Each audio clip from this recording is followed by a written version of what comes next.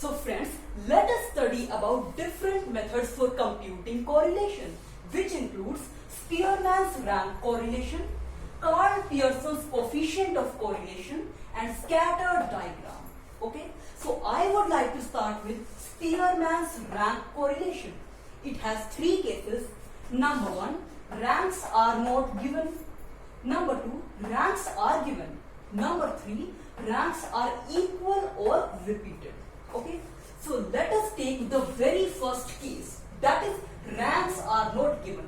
आपको रैंक्स दी ही नहीं जाएंगी जबकि आपको निकालनी है। आइए देखते हैं, एक क्वेश्चन उसी के बेस पर करते हैं। ओके, तो यहाँ पर आपको एक्स वेरिएबल की वैल्यूज दी हैं और वाई वेरिएबल की वैल्यूज दी हैं। ठीक है, जैसा कि आपके स्कूल्स में, कॉलेजेस में आपको रोल नंबर दिया जाता है, इसी तरह से हर आइटम को, जो एक्स वेरिएबल में हर आइटम है और वाई वेरिएबल में हर आइटम है, इसको आपको रैंक्स असाइन करनी है। ठीक है, अब ये रैंक्स असेंडिंग ऑर्डर में भी आप दे सकते हैं, डिसेंडिंग ऑर्डर में भी दे सकते हैं। मैंने जो रैंक्स दी है वो असेंडिंग ऑर्डर में दी है। आइए देखते हैं कैसे। एक्स सीरीज में जितने भी नंबर्स हैं उसमें सबसे छोटा नंबर, उसको मैंने रैंक 1 दिया है, उससे बड़ा नंबर मैंने रैंक 2 दिया है, उससे भी बड़ा नंबर मैंने रैंक 3 दिया है और उससे बड़े नंबर को रैंक 4 दिया है एंड सबसे बड़े नंबर को रैंक 5 दिया है, यानी कि हाईएस्ट रैंक दी है। ठीक है, तो मैंने असेंडिंग ऑर्डर में एक्स सीरीज के नंबर्स को रैंक असाइन किए हैं। Okay, and similarly you have to do for y series also, you have to compute the ranks. Okay,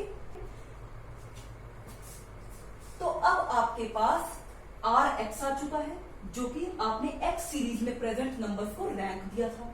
इसी तरह से आपके पास आर वाई आ चुका है, जिसमें आपने वाई वेरिएबल में प्रेजेंट नंबर्स को रैंक दिया है।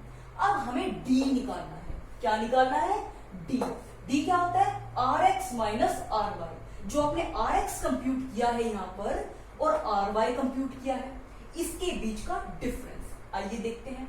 R x minus are y, that is 4 minus 2 is 2, 3 minus 3 is 0, 2 minus 1 is 1, 5 minus 5 is 0 and 1 minus 4 is minus 3। तो इस तरह से मैंने डी का सारा कॉलम बना दिया है। ओके, देन मैंने एक कॉलम बनाया है डी स्क्वायर का, जिसमें मैंने ये डी के जितने भी आइटम्स थे, ओके, इसका स्क्वायर कर लिया। देखते हैं कैसे। 2 का स्क्वायर 4, 0 का स्क्वायर 0, 1 का स्क्वायर 1, 0 का स्क्वायर 0, माइनस 3 का स्क्वायर 9। ओके, तो मैंने इसी तरह से डी स्क्वायर का कॉलम बना लिया। Okay, and I have summed up all these numbers. Fine, let us apply this in the formula. So the formula for computing the rank correlation is 1 minus 6 into summation d square divided by n cube minus n. Okay, तो इसको हमने ये पे apply कर दिया है। 1 minus, okay, 6 into, so 6 into summation d square. Summation D square मतलब जो डी स्क्वायर का हमने कॉलम निकाला है, इस सभी नंबर्स को आप क्या कर देंगे? सम अप कर देंगे, जो कि क्या आ गया? 14। तो हमने 14 की वैल्यू यहां पर लगा दी है। N is number of items. कितने नंबर ऑफ आइटम्स है? 1, 2, 3, 4 and 5। So what I have done here is n cube minus n, तो 5 cube minus 5। So this is how we have calculated the value of r to be 0.3। Okay, so friends, जैसा कि मैंने आपको ये अभी question कराया है, मैंने आपको सभी कॉलम्स में कैसे वैल्यूज निकालना है ये सिखाया। उसके बाद फॉर्मूला में वैल्यू पुट करवाएंगे। ओके, बट अगर आपसे कोई यही क्वेश्चन पूछता है कि रैंक कोरिलेशन निकालिए, तो सबसे पहले आपको इसका फॉर्मूला ही पता होना चाहिए।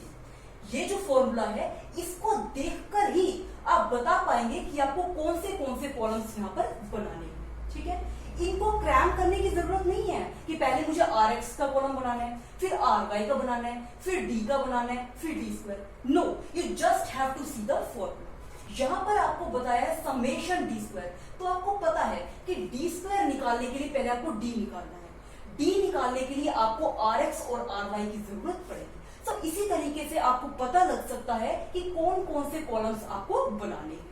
ठीक है, and one of the most common mistake the students do is while calculating summation D square. अब वो क्या करते हैं कि जो डी आ गया ना हमारा, r x minus are y करने से डी आ गया।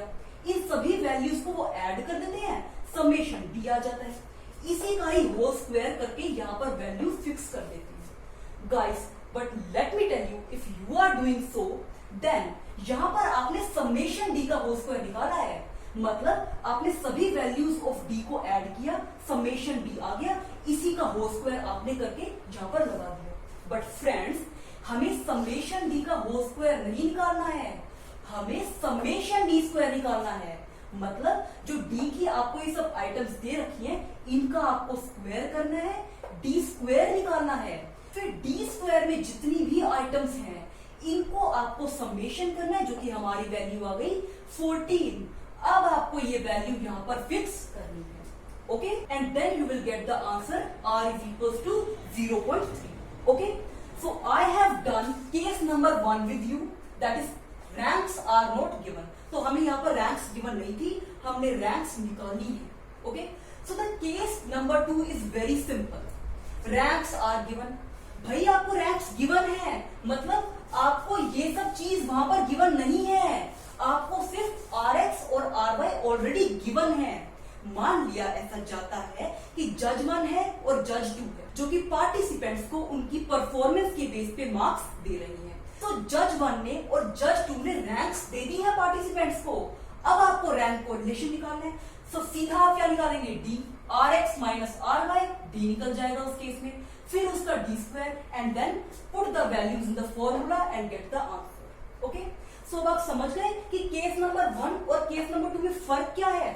पहले केस में आपको रैंक्स दी ही नहीं थी, आपको एक्स और वाई वेरिएबल की वैल्यूज दी थी, उसके बाद आपने रैंक निकाली है खुद, फिर फॉर्मूला में पुट किया है।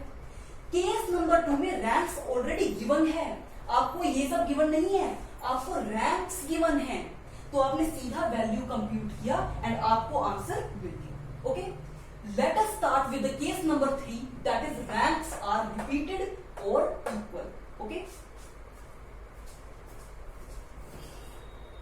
so friends, let us begin with the third case, that is ranks are equal or repeated। okay, so यहाँ पर हमें x सीरीज गिवन है, y सीरीज गिवन है, बिल्कुल वैसे जैसे केस 1 में गिवन था। ठीक है, जैसा कि मैंने आपको कहा है फ्रेंड्स कि जो आप रैंक्स अलॉट कर रहे हैं इसको, वो आप असेंडिंग ऑर्डर में भी कर सकते हैं और डिसेंडिंग ऑर्डर में भी कर सकते हैं। मैंने असेंडिंग ऑर्डर लिया है, तो आप देखिए यहाँ पर हम x सीरीज जब देखते हैं तो सबसे छोटा नंबर यहाँ पर कौन सा है, 8, उसको मैंने रैंक 1 दे दिया, कोई प्रॉब्लम नो।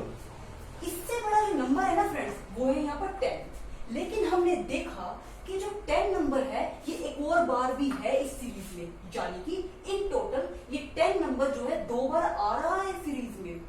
ओके, अब इस केस में क्योंकि ये दोनों सेम नंबर हैं, इन्होंने आपस में झगड़ा शुरू कर दिया कि किसको रैंक 2 मिले और किसको रैंक 3 मिले। इसलिए हमने इसका एक निपटारा किया है कि दोनों रैंक्स यानी कि रैंक 2 एंड रैंक 3 जिनके बीच में आपस में क्लैश हो रहा है उसका एवरेज निकाल देते हैं। So we have done 2 + 3 divide by 2, that is 2.5। अब इन दोनों नंबर्स जो भी सेम हैं, इनके बीच में झगड़ा अवॉइड करने के लिए हमने इनको रैंक 2.5 और 2.5 यानी कि जो एवरेज रैंक थी वो अलॉट कर दी। ठीक है, अब सेकंड और थर्ड रैंक का मसला तो हो गया सोल्व। अब इससे बड़ा नंबर कौन है, 11, उसको हमने कौन सी रैंक दे दी, 4। इससे बड़ा नंबर जो है वो है 12, जिसको हमने दे दी रैंक 5, एंड सबसे बड़ा नंबर जो है एक्स सीरीज में वो है 13, जिसको हमने रैंक दे दी 6। Okay, and similarly we will do with y series also. यहाँ पर जो सबसे छोटा नंबर था वो था 4, जिसको हमने रैंक 1 दे दिया। इससे जो बड़ा नंबर था ना फ्रेंड्स इस सीरीज में वो था 5, लेकिन हमने देखा कि 5 यहाँ पर 3 बार रिपीट हो रहा है, तो इन तीनों रिपीटेड नंबर्स में अब वैसे ही लड़ाई शुरू हो गई कि किसको रैंक 2 मिले, 3 मिले और 4 मिले। इसीलिए इनकी लड़ाई को सॉल्व करने के लिए हमने सेकंड, थर्ड और फोर्थ रैंक का एवरेज ले लिया, यानी कि 2 + 3 + 4 डिवाइड बाय 3, यानी कि क्या हमारे पास एवरेज रैंक आ गई 3। तो हमने इन सेम नंबर्स को एक एवरेज रैंक दे दी, यानी कि 3। ओके, तो इनका मसला हो गया सोल्व, किनका, second, third and fourth rank का। अब जो इससे बड़ा नंबर है इस सीरीज में जो कि है 6, उसको हमने क्या रैंक दे दी 5, और सबसे बड़ा नंबर जो है वो है 7, जिसको हमने दे दी 6th रैंक। ओके, तो यहां पर हम रैंक्स इनको अलॉट कर चुके हैं। ओके, तो अब हमें वैसे ही करना है जैसे हमने केस 1 में किया था, Rx minus Ry that is equal to difference और D। अब कीजिए Rx minus Ry, 2.5 minus 1 is 1.5, 4 minus 3 is 1, 5 minus 5 is 0, 1 minus 3 is minus 2, 2.5 minus 3 is minus 0.5 and 6 minus 6 is 0। तो हमने सारा D का कॉलम निकाल लिया। अब इस D का जो कॉलम है इसमें हर आइटम को हम क्या कर देंगे square, to find the D square, जैसे कि हमने केस 1 में भी किया था। तो हमने 1.5 का स्क्वायर किया, वी हैव गॉट 2.25, 1 का स्क्वायर 1, 0 का स्क्वायर 0, माइनस 2 का स्क्वायर 4 एंड माइनस 0.5 का स्क्वायर हो गया 0.25 एंड 0 का स्क्वायर 0।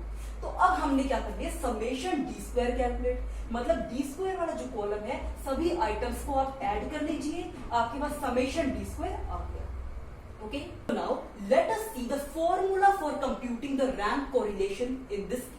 जैसा कि हमने देखा कि यहाँ पर x सीरीज में और y सीरीज में कुछ नंबर्स रिपीटेड थे, इसीलिए इसका फॉर्मूला हल्का सा डिफरेंट है। The formula is 1 minus 6 into summation D square plus summation m cube minus m divided by 12 whole divided by n cube minus n। Okay, so this is the formula. अब आपको ये learn करना नहीं आ रहा होगा, तो देखिए friends 1 minus 6 summation D square तो वैसे ही है, n क्यूब माइनस n भी वैसे ही है। अब ये चीज हल्की सी थोड़ी सी डिफरेंट है, क्यों? Because the ranks over here are repeated. देखिए कैसे सॉल्व करना है। अपनी कैलकुलेशंस को थोड़ा आसान बनाने के लिए हम इस वाले पार्ट को अलग से ले जाके सॉल्व करेंगे, यानी कि मैंने अलग से इस पार्ट को सॉल्व किया है। ठीक है, अब आप कहेंगे कि ये m क्या चीज है? फ्रेंड्स, यहाँ पर m का मतलब ये है कि एक रैंक कितनी बार रिपीटेड है। जैसे हम देख रहे हैं 2.5 है, तो यहाँ पर 2 बार रिपीटेड है, तो हमने लिख दिया 2 क्यूब माइनस 2। अब हम y सीरीज में देखते हैं, यहाँ पर एक रैंक 3 बार रिपीटेड है, तो हमने क्या लिखा 3 क्यूब माइनस 3 डिवाइडेड बाय 12। इसको हमने क्या कर लिया सॉल्व कर दिया and we have got the answer 2.5। ठीक है, नाउ जब हमें ये वाला आंसर मिल गया, यानी कि हमने ये वाला पार्ट सॉल्व कर दिया, अब हम r की वैल्यू निकाल लेते हैं, दैट इज 1 माइनस, तो मैंने लिखा 1 minus 6 into okay summation D square. Summation D square is 7.5, so I have put the value 7.5 here, plus इसकी वैल्यू क्या थी जो हमने अभी पार्ट सॉल्व किया है 2.5, तो हमने डायरेक्टली वैल्यू पुट कर दी है। ओके, नीचे क्या है n cube minus n। Okay, n मतलब मैंने पहले भी कहा था नंबर ऑफ आइटम्स। कितने नंबर ऑफ आइटम्स है? 1 2 3 4 5 6, so I have done here 6 cube minus 6, so I have solved this and the final value of rank correlation, that is 0.72 comes. Okay, so friends, do you know what is the most common error which the students make? Let's say ये जो F series है, यहाँ पर 2 numbers repeated हैं 10 and 10। Students generally इसी का average लेकर बैठ जाते हैं, but friends let me tell you once again that यहाँ पर जो रैंक्स क्लैश कर रही हैं, जैसे सेकंड और थर्ड रैंक क्लैश कर रही हैं, सिर्फ उन्हीं का ही आपको एवरेज लेना है। You have nothing to do with the numbers present in these variables. Okay, जैसा कि आपको भी पता होगा, आपके कॉलेजेस में आपको टीचर्स आपके नाम से नहीं याद करती हैं, आपके रोल नंबर से आपको याद किया जाता है, होता है ना।